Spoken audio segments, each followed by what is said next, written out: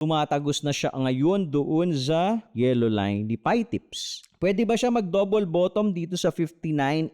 There's a possibility na tatalbog yan. And there's a possibility na pag tinatch na to, pwede siyang hugutin. But doesn't mean na pag tumalbog yan, babalik na ulit doon. Yung mga key levels ka na dapat niyang babasagin para masabi mo na, oh, game na to. So, unahin natin tong trend line. So, meaning to say, umakyat. Pwedeng mag-double bottom, equal low, or a little lower, lower low. Pwedeng hanggang dito. Tapos, try ka ulit mag-attempt na gano'n. Try mo ulit ito. Kung mag-reject ka ulit, babaan na naman. So, pwedeng ganyan yung gawin ni Goldify until basagin natin tong trend line. What's good with trend lines, yung downward sloping na trend line, this is meant to be broken pataas. So, yung mga pataas naman na trend line are meant to be broken pababa. Look at this. So, ito eventually, babasag yan sa taas. Ngayon, hindi lang natin alam how low can this go bago niya basagin tong trend line. So, if you're trading sa futures, level by level, look at the support areas level by level. So, ito na, in-identify na natin, ha? Resistance, turned support, this is an SR flip area. Ngayon, itatry na naman niyang itest yung support na yan. Habang tinetest yan na maraming beses, humihina po yan. So, pangalawa, pwedeng tumalbog pa. Pag pangatlo, pwedeng hindi na, pwedeng tumalbog ng konti. Okay, mas humihina. The more na tinatry itest yung support resistance area. In case tumagos dyan, saan ka nakukuha? Ito po ulit. Wala ka ng support kay Pi Tips dito. Kasi wala na tayong linya ni Tipay. So, go draw ka ng sarili mo na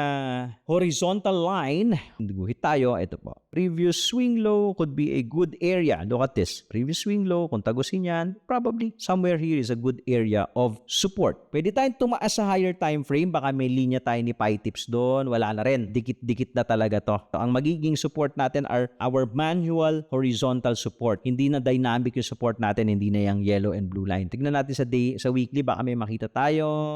Ito, pero malayo masyado to, 40. Okay, 40. Medyo malayo pa to. Doon muna tayo tumingin, ha? So, tandaan nyo po yan yung mga support areas na may likelihood na pag tinamaan ay tatalbog muna. Tatalbog muna. So, ngayon, resistance mo will most likely be this trend line and this top of the box, right?